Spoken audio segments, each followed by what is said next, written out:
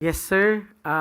Kanina po magpalabas na kami ng memo sa lahat ng aming field personnel because violation po yan ng traffic code at ang multa po niyan is 5,000.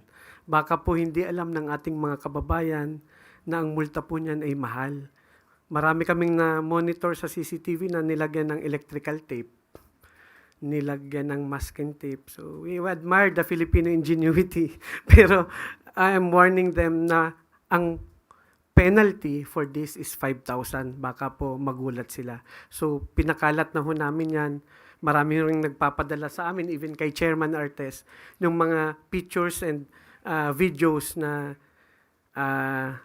may mga ginagawa silang kung ano-ano para makaiwas. So, ibig sabihin po nito, gusto talaga nilang mag-violate. That's why natatakot sila kaya kung anong nilalagay sa kanilang mga plaka. But bawal ho yun at ang fine po doon is 5,000.